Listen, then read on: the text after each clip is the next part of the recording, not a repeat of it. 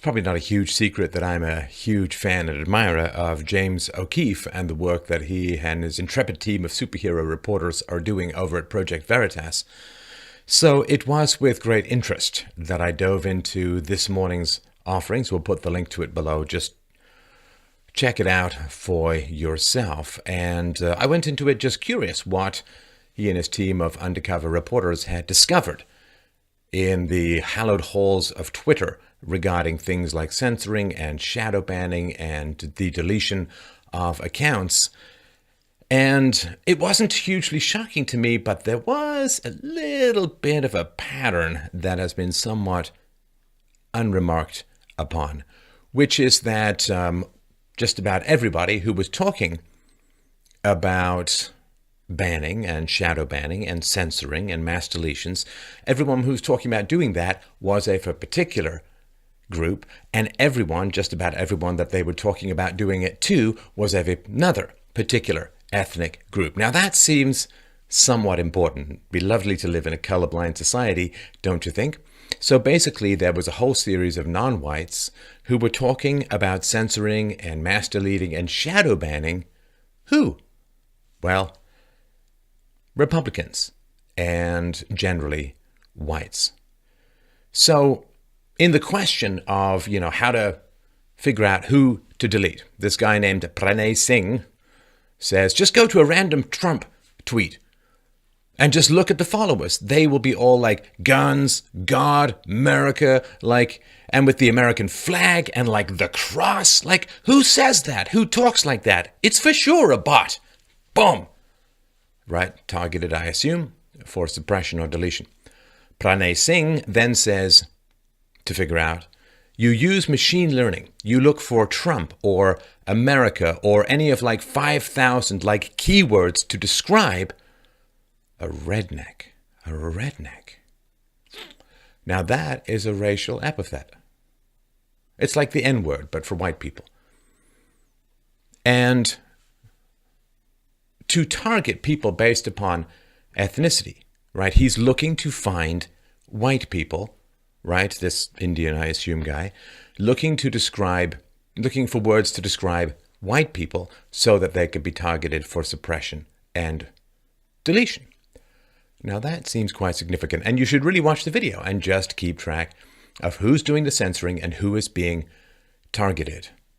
Now the other thing, of course, this is one of the reasons why the government wants H-1B visa applicants to come in from the third world into America or to the West as a whole, because these cultures don't have a history of respecting free speech. And if you look at the people who respect free speech and value free speech and are willing to defend free speech, it generally is whites and it's generally males. So here we have the ancient tyrannies of the old world at war with the relatively spanking fresh new liberties of the new world, and it doesn't seem like the new world and the liberties are particularly winning. So Twitter has a guy saying the word redneck to describe white people. That is an astonishingly immoral and racist epithet. The other thing, too, is he says, just go to a random Trump tweet and just look at the followers. They will be all like guns, God, America, like him with an American flag, and the cross. See, that is, I assume, part of the algorithm to target people for suppression, shadow banning, or deletion. So when he says God, okay, obviously, right, Second Amendment guns, when he's talking about God in this context, he's talking about Christians. He's talking about the Christian God. So he's looking for God combined, I assume, with guns and the cross, you see, the central, most foundational symbol of Western Christianity, of Christianity as a whole, of course, the cross. So not only does it appear that Twitter is targeting whites, but they're also targeting Christians. I assume the two in combination are their sweet spot. So what that means, of course, is that here you have not just racially, but religiously motivated censorship.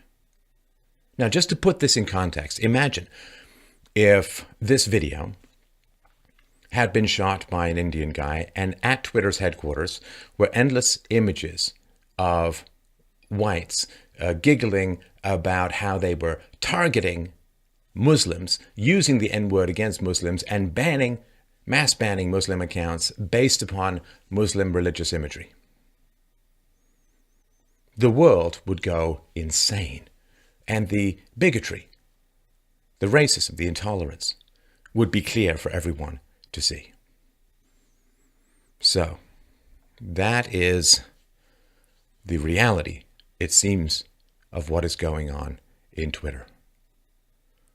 Because it is white Christians who are being targeted, nobody seems to have noticed. Nobody seems to be commenting. Nobody seems to be talking about it. So it falls to me again. If it were Muslims, if it were blacks, everybody would be going mental. But it's just white Christians, you see. What do they matter? You know, white Christians, just shut up and pay your taxes. It's only white Christians. They never get mad, do they? Well, this turn the other cheek is okay for a while. Basically, what Christians do is they gather information about who is mistreating them, whether it's a one-time accident or whether it's a pattern of prejudice and bigotry. So if you think that Christians never get mad, you need to study your history. Actually, they do. They get very angry. And it might be about time.